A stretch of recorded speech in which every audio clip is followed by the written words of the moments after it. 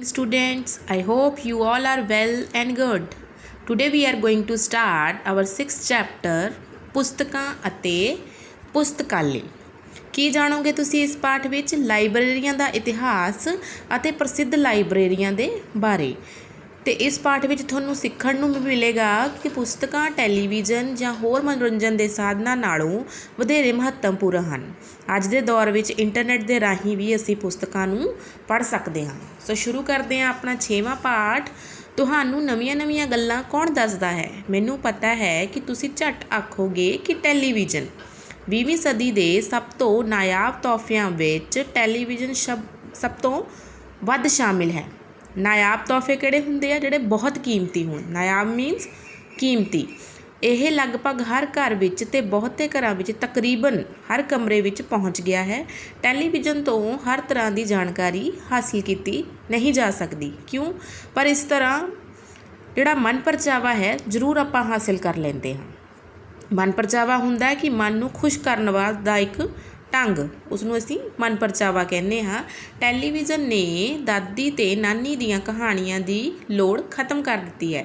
ਤੁਹਾਨੂੰ ਪਤਾ ਹੈ ਕਿ ਜਦੋਂ ਅਸੀਂ ਨਾਨਕੇ ਜਾਂਦੇ ਸੀ ਤਾਂ ਦਾਦੀ ਕੋਲੋਂ ਨਾਨੀ ਕੋਲੋਂ ਨਾਨਕੇ ਘਰ ਆਪਣੇ ਕਹਾਣੀਆਂ ਸੁਣਦੇ ਸਨ ਅਤੇ ਦਾਦੀ ਕੋਲੋਂ ਦਾਦਕੇ ਘਰ ਕਹਾਣੀਆਂ ਸੁਣਦੇ ਸਨ। ਜਿਹੜਾ ਸਮਾਂ ਬੱਚੇ ਨਾਨੀ ਜਾਂ ਦਾਦੀ ਕੋਲ ਬੈਠ ਕੇ ਕਹਾਣੀਆਂ ਸੁਣਨ ਵਿੱਚ ਲਗਾਉਂਦੇ ਸਨ, ਉਹ ਵਕਤ ਟੈਲੀਵਿਜ਼ਨ ਨੇ ਖੋਹ ਲਿਆ ਹੈ। ਵਕਤ ਮੀਨਸ ਸਮਾਂ, ਕਿ ਉਹ ਜਿਹੜਾ ਸਮਾਂ ਸੀ ਉਹ ਟੈਲੀਵਿਜ਼ਨ ਨੇ ਖੋਹ ਲਿਆ ਹੈ। ਅਜਿਹਾ ਸਿਰਫ ਬੱਚਿਆਂ ਹੀ ਨਹੀਂ ਕੀਤਾ, ਸਗੋਂ ਨਾਨੀਆਂ ਅਤੇ ਦਾਦੀਆਂ ਨੇ ਵੀ ਕੀਤਾ ਹੈ। ਟੈਲੀਵਿਜ਼ਨ ਨੂੰ ਬਾਹਾਂ ਖੋਲ੍ਹ ਕੇ ਅਪਣਾਇਆ ਜਾਂਦਾ ਹੈ। ਜਦੋਂ ਉਹ ਆਪਣਾ ਮਨਪਸੰਦ ਪ੍ਰੋਗਰਾਮ ਵੇਖਦੀਆਂ ਹਨ ਤਾਂ ਕੀ ਮਜਾਲ ਹੈ ਕਿ ਕੋਈ ਉਹਨਾਂ ਨੂੰ ਤੰਗ ਕਰ ਸਕੇ। ਅੱਜ ਕੱਲ੍ਹ ਟੈਲੀਵਿਜ਼ਨ ਦਾ ਸਮਾਂ ਹਰ ਇੱਕ ਨੇ ਰਾਖਵਾਂ ਕਰ ਲਿਆ ਹੈ।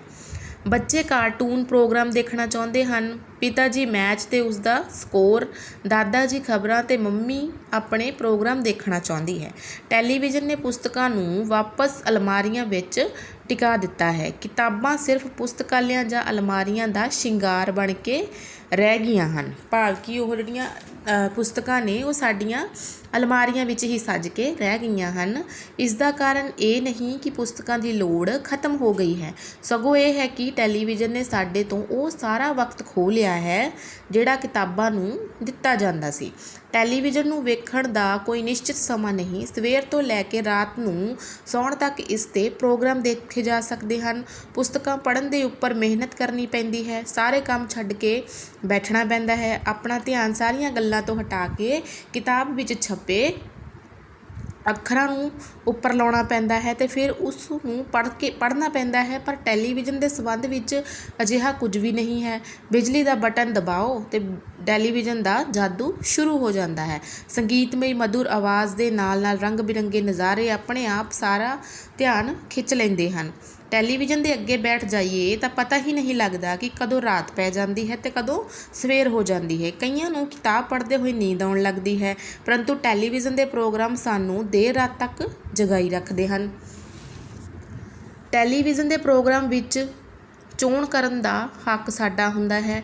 ਖਬਰਾਂ, ਵਿਗਿਆਨ, ਗੀਤ ਸੰਗੀਤ, ਫਿਲਮਾਂ ਅਤੇ ਨਾਟਕ ਆਦਿ ਦੇ ਪ੍ਰੋਗਰਾਮ ਹਰ ਵੇਲੇ ਮੌਜੂਦ ਰਹਿੰਦੇ ਹਨ। ਖੇਡ ਪ੍ਰੇਮੀ ਖੇਡਾਂ ਦਾ ਆਨੰਦ ਮਾਣ ਸਕਦੇ ਹਨ। ਇਹ ਪ੍ਰੋਗਰਾਮ ਕਿਸੇ ਖਾਸ ਖੇਤਰ ਤੱਕ ਸੀਮਿਤ ਨਾ ਰਹਿ ਕੇ ਪੂਰੇ ਦੇਸ਼ ਅਤੇ ਕਈ ਵਾਰੀ ਪੂਰੀ ਦੁਨੀਆ ਨਾਲ ਸੰਬੰਧ ਰੱਖਦੇ ਹਨ। ਟੈਕਨੋਲੋਜੀ ਨੇ ਦੁਨੀਆ ਨੂੰ ਸੁੰਗਾੜ ਦਿੱਤਾ ਹੈ, ਭਾਵ ਇੱਕ ਜਗ੍ਹਾ 'ਤੇ ਬੰਨ੍ਹ ਕੇ ਰੱਖ ਦਿੱਤਾ, ਉਹਨਾਂ ਨੂੰ ਸੁੰਗੜਾ ਦਿੱਤਾ ਹੈ। ਇੱਕ ਖਬਰ ਜਾਂ ਇੱਕ ਘਟਨਾ ਨੂੰ ਪੂਰੀ ਦੁਨੀਆ ਵਿੱਚ ਇੱਕੋ ਵੇਲੇ ਵੇਖਿਆ ਜਾ ਸਕਦਾ ਹੈ।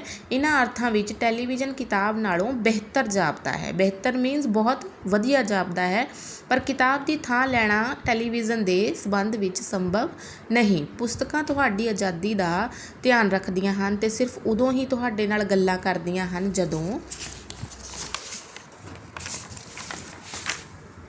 ਜਦੋਂ ਤੁਹਾਡੇ ਕੋਲ ਵਿਹਲ ਹੋਵੇ ਅਤੇ ਇੰਨਾ ਸਮਾਂ ਹੋਵੇ ਕਿ ਤੁਸੀਂ ਕਿਤਾਬਾਂ ਬਾਰੇ ਸੋਚ ਸਕੋ। ਕਿਤਾਬਾਂ ਤੁਹਾਡੇ ਲਈ ਗਿਆਨ ਦੇ ਪੱਕੇ ਸੋਮੇ ਵਜੋਂ ਕੰਮ ਕਰਦੀਆਂ ਹਨ। ਤੁਸੀਂ ਜਦੋਂ ਚਾਹੋ ਇਸ ਤੋਂ ਜਾਣਕਾਰੀ ਲੈ ਸਕਦੇ ਹੋ। ਹਰ ਵਿਸ਼ੇ ਬਾਰੇ ਕਿਤਾਬਾਂ ਬਾਜ਼ਾਰ ਵਿੱਚ ਜਾਂ ਪੁਸਤਕਾਲੇ ਵਿੱਚ ਮੌਜੂਦ ਹੁੰਦੀਆਂ ਹਨ ਅਤੇ ਇਹਨਾਂ ਤੋਂ ਹਰ ਤਰ੍ਹਾਂ ਦੀ ਜਾਣਕਾਰੀ ਜਾਂ ਗਿਆਨ ਹਾਸਿਲ ਕੀਤਾ ਜਾ ਸਕਦਾ ਹੈ। ਪੁਸਤਕਾਂ ਦੀ ਸਾਂਭ ਸੰਭਾਲ ਲਈ ਪੁਸਤਕਾਲੇ ਦੀ ਲੋੜ ਪੈਂਦੀ ਹੈ। ਇਹ ਉਹ ਇੱਕ ਇਮਾਰਤ ਜਾਂ ਕਮਰਾ ਹੁੰਦਾ ਹੈ ਜਿੱਥੇ ਪੁਸਤਕਾਂ ਨੂੰ ਇੱਕ ਖਾਸ ਤਰਤੀਬ ਦੇ ਵਿੱਚ ਜੋੜ ਕੇ ਰੱਖਿਆ ਜਾਂਦਾ ਹੈ। ਤਰਤੀਬ ਦੇ ਵਿੱਚ ਮੀਨਸ ਇੱਕ ਢੰਗ ਸਿਰ ਉਹਨਾਂ ਨੂੰ ਲਗਾ ਕੇ ਰੱਖਿਆ ਜਾਂਦਾ ਹੈ। ਇਹ ਤਰਤੀਬ ਪੁਸਤਕਾਂ ਦੇ ਵਿਸ਼ੇ ਅਨੁਸਾਰ ਵਰਗੀਕਰਨ ਉੱਪਰ ਆਧਾਰਿਤ ਹੁੰਦੀ ਹੈ। ਪੁਸਤਕਾਂ ਵਿੱਚ ਇੱਕ ਥਾਂ ਉੱਪਰ ਸੰਬੰਧਿਤ ਵਿਸ਼ੇ ਬਾਰੇ ਸਾਰੀਆਂ ਕਿਤਾਬਾਂ ਮਿਲ ਜਾਂਦੀਆਂ ਹਨ। ਉਦਾਹਰਨ ਲਈ ਵਿਗਿਆਨ ਵਿੱਚ ਭੌਤਿਕ ਵਿਗਿਆਨ ਦੀ ਖਗੋਲ ਸ਼ਾਖਾ ਨਾਲ ਜੁੜੀਆਂ ਸਾਰੀਆਂ ਪੁਸਤਕਾਂ ਇੱਕੋ ਥਾਂ ਉੱਪਰ ਲੱਭੀਆਂ ਜਾ ਸਕਦੀਆਂ ਹਨ। ਹਰ ਵਿਅਕਤੀ ਲਈ ਸਾਰੀਆਂ ਕਿਤਾਬਾਂ ਖਰੀਦਣੀਆਂ ਅਤੇ ਇਕੱਠੀਆਂ ਕਰਨੀਆਂ ਸੰਭਵ ਨਹੀਂ ਹਨ। ਇਹ ਸਭ ਕਿਤਾਬਾਂ ਸਿਰਫ ਪੁਸਤਕਾਲੇ 'ਚੋਂ ਹੀ ਮਿਲ ਸਕਦੀਆਂ ਹਨ। ਇਸ ਲਈ ਹਰ ਵਿਅਕਤੀ ਨੂੰ ਕਿਸੇ ਪੁਸਤਕਾਲੇ ਦਾ ਮੈਂਬਰ ਬਣਨਾ ਚਾਹੀਦਾ ਹੈ। ਨਿੱਜੀ ਲਾਇਬ੍ਰੇਰੀ ਵਿੱਚ ਕਿਸੇ ਸੂਝਵਾਨ ਵਿਅਕਤੀ ਦਾ ਨਿੱਜੀ ਲਾਇਬ੍ਰੇਰੀ ਜਿਹੜੀ ਹੁੰਦੀ ਹੈ ਉਹ ਕਿਸੇ ਸੂਝਵਾਨ ਵਿਅਕਤੀ ਦਾ ਗਹਿਣਾ ਹੁੰਦੀ ਹੈ। ਸੂਝਵਾਨ ਕੀ ਹੁੰਦਾ ਬੱਚੇ? ਜਿਹੜਾ ਬਹੁਤ ਸਮਝਦਾਰ ਹੋਵੇ, ਭਾਵ ਕਿ ਉਹਦਾ ਇੱਕ ਇਹ ਗਹਿਣਾ ਹੁੰਦੀ ਹੈ। ਕਿਸੇ ਦੀ ਨਿੱਜੀ ਲਾਇਬ੍ਰੇਰੀ ਨੂੰ ਵੇਖ ਕੇ ਉਸਦੀ ਸੋਚ ਅਤੇ ਸੂਝ ਦਾ ਅੰਦਾਜ਼ਾ ਲਾਇਆ ਜਾ ਸਕਦਾ ਹੈ ਕਿ ਕਿਸੇ ਸੂਝਵਾਨ ਵਿਅਕਤੀ ਨੇ ਹੀ ਇਸ ਲਾਇਬ੍ਰੇਰੀ ਨੂੰ ਬਣਾਇਆ ਹੋਵੇਗਾ। ਪੁਰਾਣੇ ਸਮੇਂ ਵਿੱਚ ਵੀ ਨਿੱਜੀ ਲਾਇਬ੍ਰੇਰੀਆਂ ਦਾ ਰਿਵਾਜ ਸੀ। ਹੁਮਾਯੂੰ ਨੂੰ ਪੁਸਤਕਾਂ ਪੜ੍ਹਨ ਅਤੇ ਅਧਿਐਨ ਕਰਨ ਦਾ ਬਹੁਤ ਸ਼ੌਂਕ ਸੀ।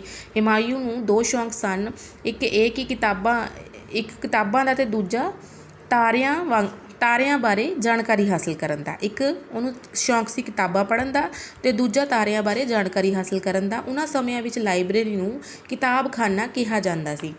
ਬੋਧੀ ਮੱਠਾਂ ਵਿੱਚ ਵੀ ਪੁਸਤਕਾਲੇ ਵੇਖੇ ਜਾ ਸਕਦੇ ਹਨ। ਬੋਧੀ ਮੱਠਾ ਬੱਚੇ ਇੱਕ ਸ਼ਹਿਰ ਦਾ ਨਾਮ ਜਾਂ ਪਿੰਡ ਦਾ ਨਾਮ ਹੈ ਜਿਹੜਾ ਕਿ ਇੱਥੇ ਲਿਖਿਆ ਗਿਆ ਹੈ। ਉਹਦੇ ਵਿੱਚ ਕਹਿੰਦੇ ਜਿਹੜੇ ਪੁਸਤਕਾਲੇ ਇਹ ਦੇਖੇ ਜਾ ਸਕਦੇ ਹਨ। ਦੁਨੀਆ ਦੀਆਂ ਪ੍ਰਸਿੱਧ ਲਾਇਬ੍ਰੇਰੀਆਂ ਵਿੱਚ ਬ੍ਰਿਟਿਸ਼ ਲਾਇਬ੍ਰੇਰੀ ਅਤੇ America the library of Congress ਹਨ।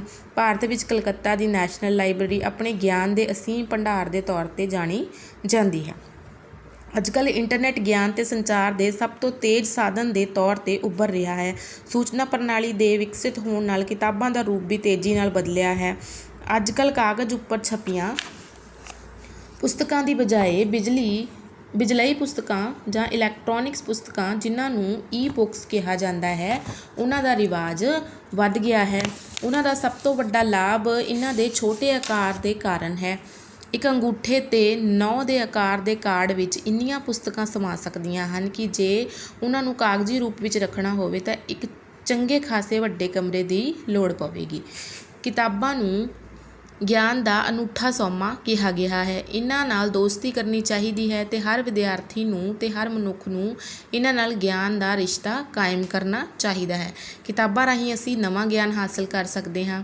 ਕਿਤਾਬਾਂ ਪੜ੍ਹ ਕੇ ਹੀ ਅਸੀਂ ਡਾਕਟਰ, ਇੰਜੀਨੀਅਰ, IPS ਅਫਸਰ ਅਤੇ ਹੋਰ ਕਈ ਵੱਡਿਆਂ ਅਹੁਦਿਆਂ ਤੱਕ ਪਹੁੰਚ ਸਕਦੇ ਹਾਂ। ਸੋ ਬੱਚੇ, ਇਹ ਸੀ ਆਪਣਾ ਪਾਠ ਪੁਸਤਕਾਂ ਅਤੇ ਪੁਸਤਕਾਲੇ। ਇਸ ਤੋਂ ਤੁਹਾਨੂੰ ਇਹ ਸਿੱਖਣ ਨੂੰ ਮਿਲਦਾ ਹੈ ਕਿ ਸਾਨੂੰ ਟੈਲੀਵਿਜ਼ਨ ਤੋਂ ਜ਼ਿਆਦਾ ਪੁਸਤਕਾਂ ਨੂੰ ਪੜ੍ਹਨਾ ਚਾਹੀਦਾ। ਟੈਲੀਵਿਜ਼ਨ ਵੀ ਦੇਖਣਾ ਚਾਹੀਦਾ ਹੈ, ਪਰ ਉਹ ਬਹੁਤ ਲਿਮਿਟ ਵਿੱਚ ਦੇਖਣਾ ਚਾਹੀਦਾ ਹੈ, ਕਿਉਂਕਿ ਇਸ ਨਾਲ ਆਪਣੀਆਂ ਅੱਖਾਂ ਵੀ ਖਰਾਬ ਹੋ ਸਕਦੀਆਂ ਹਨ।